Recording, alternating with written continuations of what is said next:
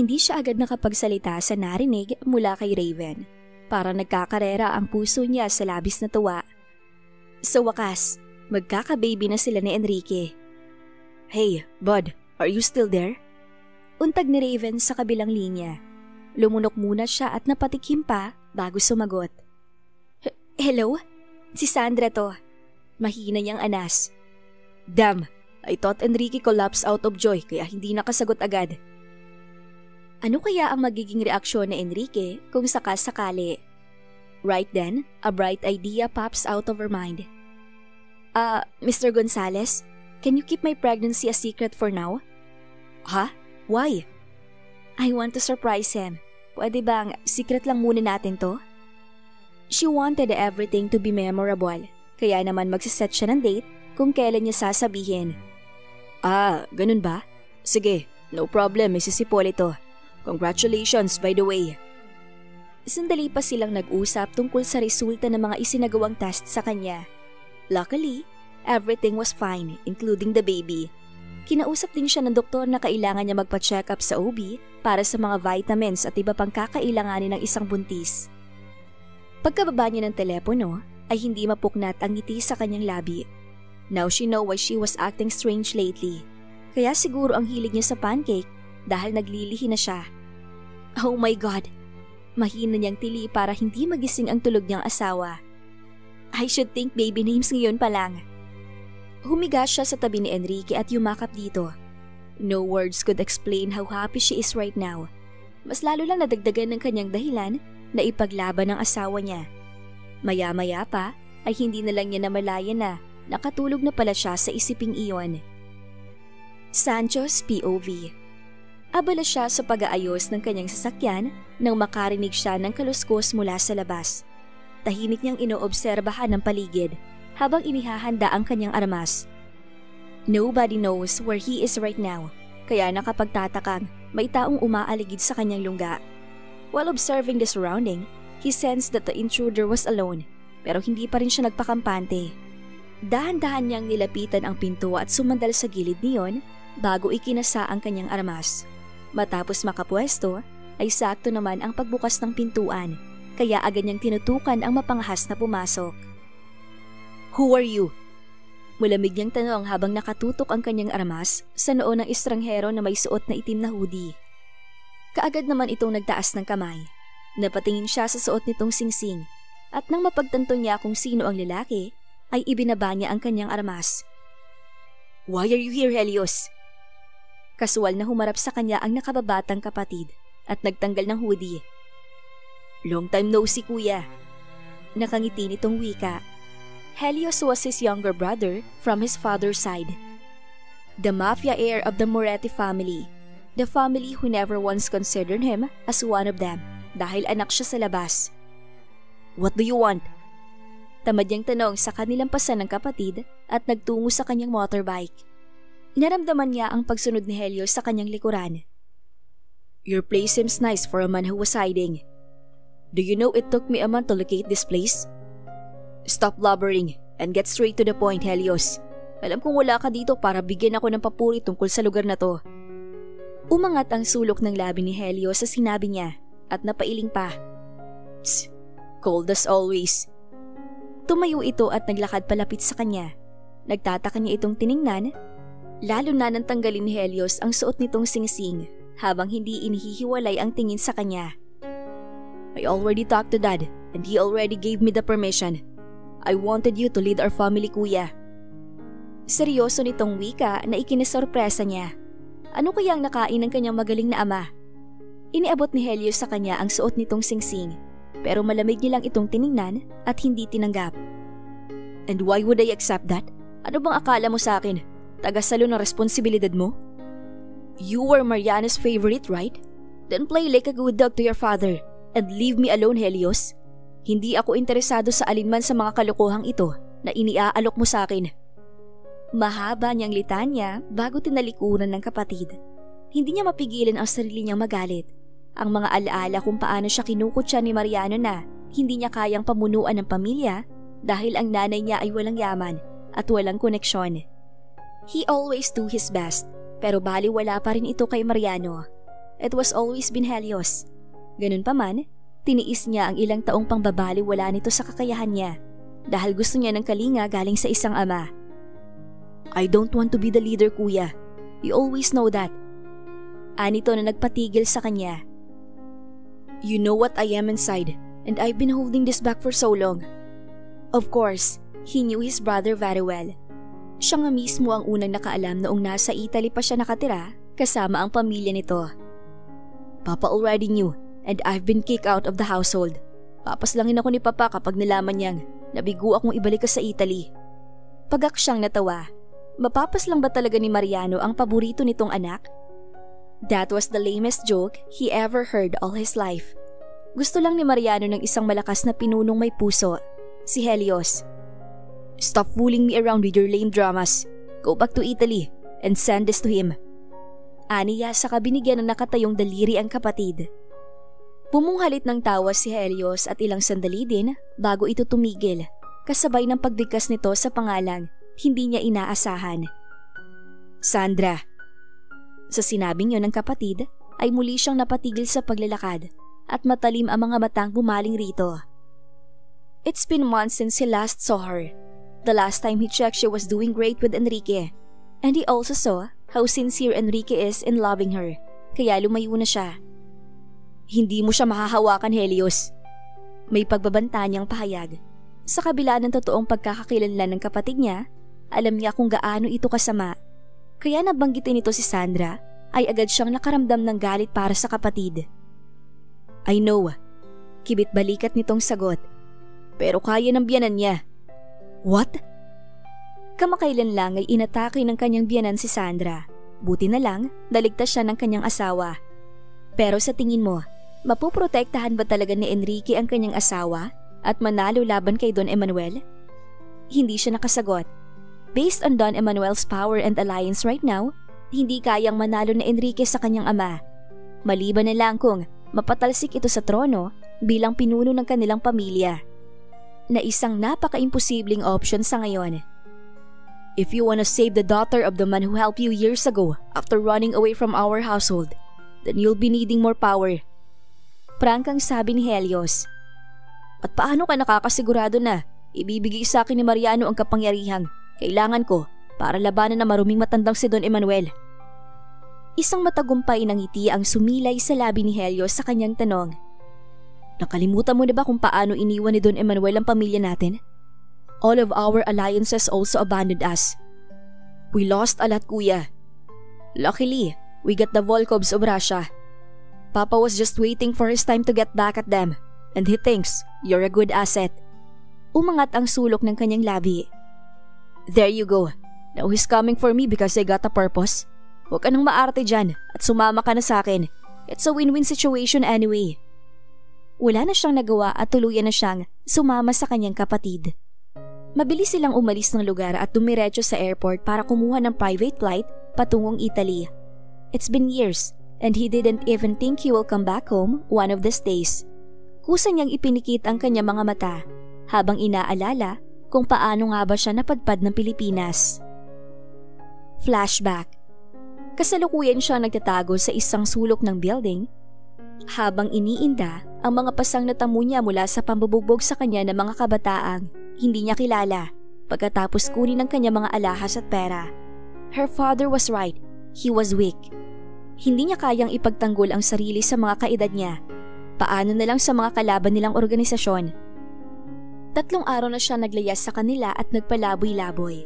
Wala din naman siyang mapupuntahan at alam niyang walang maghahanap sa kanya. Nobody cares about him though. Hey kiddo. Nag-angat siya ng tingin sa isang naka-business attire na lalaki at mas nagsumiksik pa sa kanyang kinaroroonan. He doesn't know if he's just a regular businessman o isa ring mafia na kagaya ng kanyang ama. But then after a few minutes, he found himself inside his car. Dinala siya ng lalaki sa Pilipinas. Binihisan, pinag-aral at pinag-training. Kapalit naman noon ay bantayan niya ang unika iha nito na walang iba kundi si Sandra. Hindi niya maintindihan noong una kung bakit tumitibok ang puso niya sa tuwing nakikita niya ito ng palihim, hanggang sa napagtanto niya ang tunay niyang nararamdaman. Si Sandra ang naging inspirasyon niya sa pagpupursigi sa kanyang misyon na maging bodyguard nito. By the way kuya, don't be shocked, but Papa has already prepared a fiancé for you. Wika ni Helios na nagpabalik sa kanya sa kasalukuyan. What did you say? A fiancé? You know, a woman you will marry. Nakangiti nitong anunsyo na mas nagpasama ng kanyang araw. Sandra's POV. Naalimpungatan si Sandra nang makaramdam siya ng kumikiliti sa kanyang pisngi. She also smelled a hot minty breath on her cheeks. Nang magmulat siya ng mga mata, ay bumungod sa kanya ang nakangiting muka ng kanyang asawa. Morning agapi mo? Morning. Nakangiti niyang tugon. Enrique hugged her tighter at inilagay nito ang muka sa kanyang leeg. Napapikit siya habang dinadama ang kalikutan ng asawa. Pero maya-maya pa ay tumigil ito at sinalubong siya ng titig sa asul nitong mga mata. I miss you so much, agapi mo. I miss my morning to be like this. Pag-amin ng lalaki habang marahang hinahaplos ang kanyang pisngi. I miss you too, Elias. Sa pangalang binanggit niya ay napatitig ito sa kanya. Why? You don't like to be called by that name? Nagulat na lang siya nang inilagay ni Enrique ang mukha nito sa kanyang hinaharap na para bang nagtatago. I also miss you calling me by that name. It felt so nostalgic that made my heart beat like crazy. Anito habang hindi pa rin nag-aangat ng tingin. So, what do you like me to call you? Enrique or Elias? Choose one.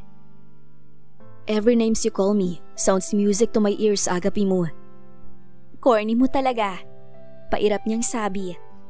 But I still love you so much kahit na ang corny mo na. I know, and I love you too. Sandali silang natahimik habang pinakikinggan ang tibok ng puso ng bawat isa. Pero hindi nagtagal ay nakaramdam siya ng pagkalam ng sikmura kaya nag-angat siya ng tingin rito. Enrique? Yes? Let's get up and cook. Ayaw niya dito pero hindi ito gumalaw at nanatili lang na nakapikit kaya niyugyug niya ito. Enrique, I'm hungry. Kulang na lang ay sigawan niya ito. Nagugutom na ang anak nila pero pinigilan niya talaga ang sarili para hindi ma-spoil ang kanyang plano.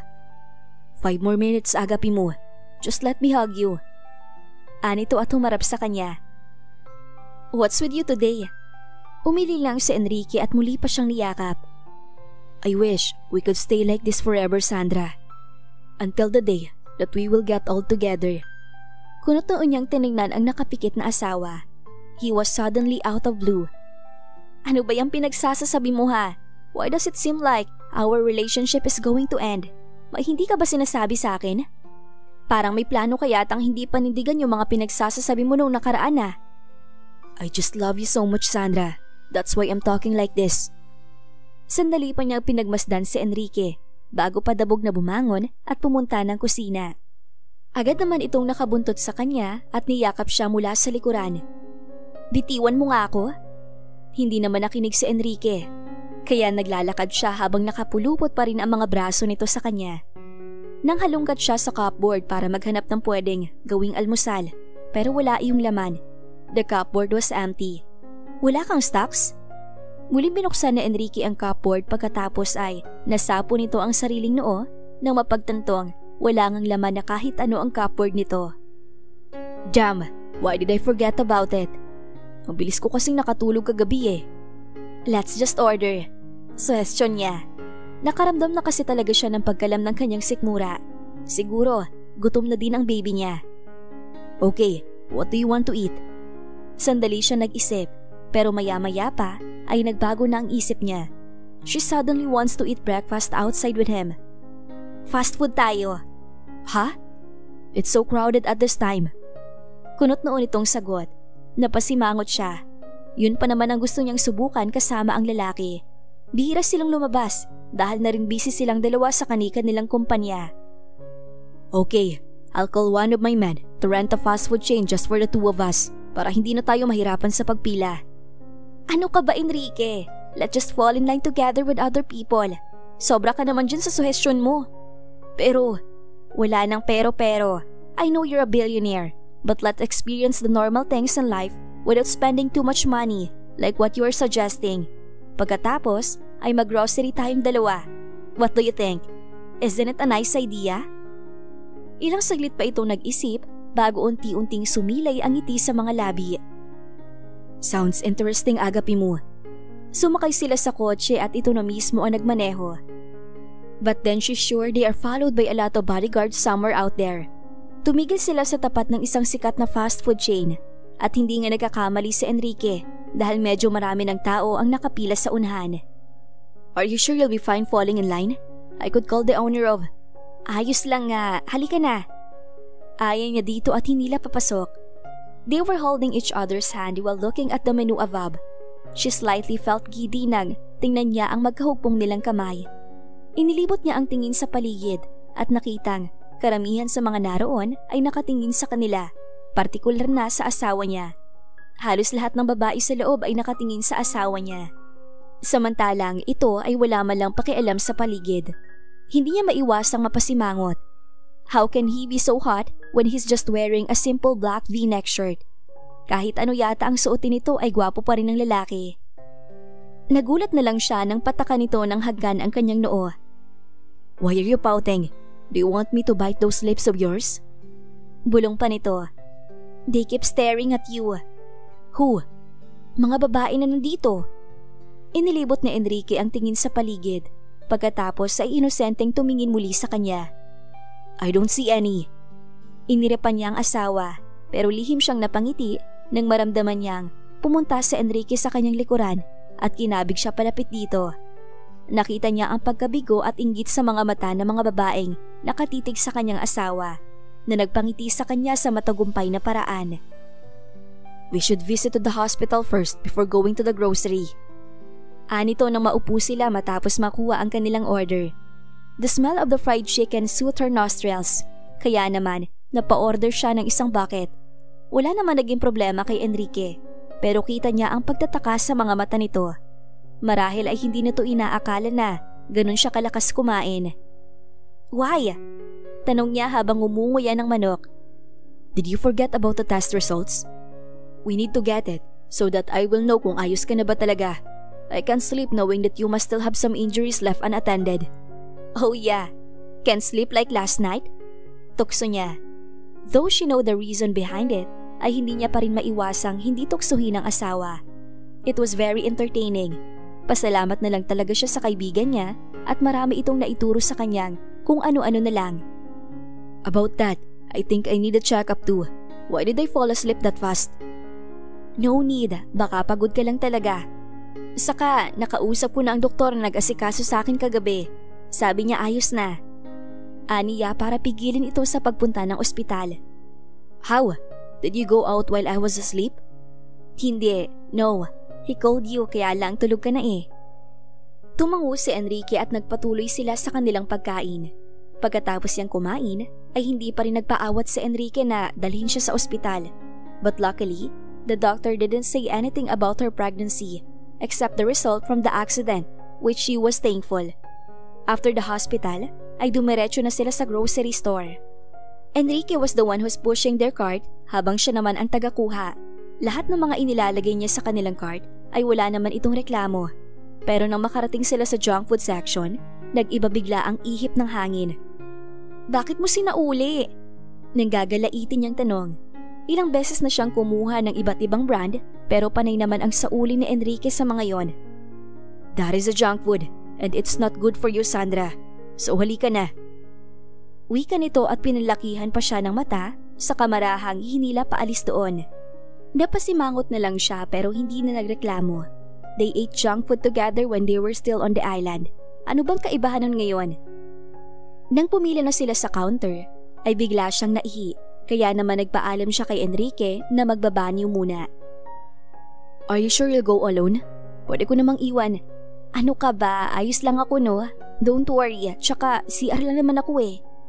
Matapos niyang gumamit ng banyo, ay nagretouch muna siya saglit bago napagpa siyang lumabas. Dahil inaayos pa niya ang kanyang bag, hindi niya namalayang may kasalubong pala siya kaya nabangga niya ito. She was about to get out balance, pero maagap ang mga barasong sumalos sa kanya. Napatitig siya sa mukha ng lalaking nakabanggaan at napagtantong pamilyar sa kanya iyon. Sancho? Miss, are you alright? Kumurap-kurap siya at saka lang niya napagtanto na hindi pala si Sancho ang nakabangga sa kanya. It was a different man. Yeah, pasensya na. Hindi kasi ako nakatingin sa dinadaanan ko. Hingi niya ng paumanhin. I'm sorry too. Tugon naman ito. Muli niyang pinasadahan ng tingin ang kaharap. Hindi niya talaga maiwasang isipin na malaki ang pagkakahawig ng binata sa dati niyang bodyguard. Kung hindi lang niya alam na wala ng iba pang pamilya si Sancho, ay iisipin niyang kapatid ito ng huli. Speaking of him, nasa na kaya ang lalaking yun? It's been months since she last saw him. Hindi naman siguro ito pinaslang ng asawa niya dahil nangako naman ito sa kanya na wala itong masamang ginawa. May dumi ba ako sa muka? Nakangiti nitong tanong. Wala. Aniya sa kahilaw na natawa. You just reminded me of someone I know. Pasensya na ulit. Oh, really? Yeah, kind of. Well, maybe my face was a common one. By the way, I think I need to go. Ciao. Nakangiti nitong paalam saka naglakad paalis. Sinundan niya ng tingin ang lalaki. Yes, he may have a lot of similarities to Sancho, but their faces aren't that common. Bihirang magkakamuka ang mga ganun kagwapo sa totoo lang. Sandra? Bumalik sa kasalukuyan ang kanyang diwa at napalingon sa kanyang likuran. Nakatayo si Enrique ilang pulgada ang layo sa kanya habang nakakunot ang noo. You took so long, that's why I followed you here. Kasi may nakabangga ako kanina lang. Nagulat siya nang dali-daling lumapit sa kanya si Enrique at sinipat ang kanyang kabuuan. Did you get hurt? Where is that person? May sinabi ba? Nagtataka naman siyang umiling. Umalis na siya, tsaka okay lang naman ako kaya wag ka na magpanik dyan. Natatawa niyang saway kay Enrique. I'm just worried that something might happen to you again. Maya-maya pa ay sabay silang lumabas ng grocery store.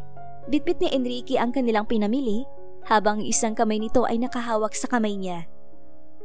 Pinagtulungan nilang inilagay ang kanilang pinamili sa compartment ng kotse nang biglang tumunog ang cellphone nito. Kinuha ni Enrique ang cellphone nito mula sa bulsa at tiningnan kung sino ang tumatawag. Subalit pansin niya ang panlalamig na mga mata nito. Get in first, Agapi mo. I just need to answer this one. Okay, I'll wait for you in the car. Malumanay niyang sagot saka naglakad na patungong passenger seat. Ilang minuto din ang itinagal ni Enrique sa labas.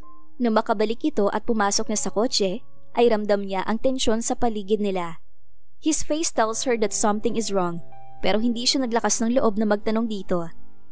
Maybe it was Don Emmanuel who called, kaya nag-iba ang mood ng kanyang asawa. Maging hanggang sa makarating sila sa kondo nito, ay tahimik pa rin ito. Kibit-balikat na lamang siyang pumasok sa loob at inayos ang kanilang mga pinamili. Mula sa kanyang likuran, ay umapos ang mga braso na Enrique sa kanya. Are you okay? Nag-aalala niyang tanong. You seemed upset. I'm sorry, Agapi mo. It's okay, Enrique. I understand. Naramdaman niya ang paghagkan ni Enrique sa kanyang batok dahilan para masandal siya dito at kagatlabing ipinikit ang kanyang mga mata. I miss you, Agapi mo. So do I. We can make love, right?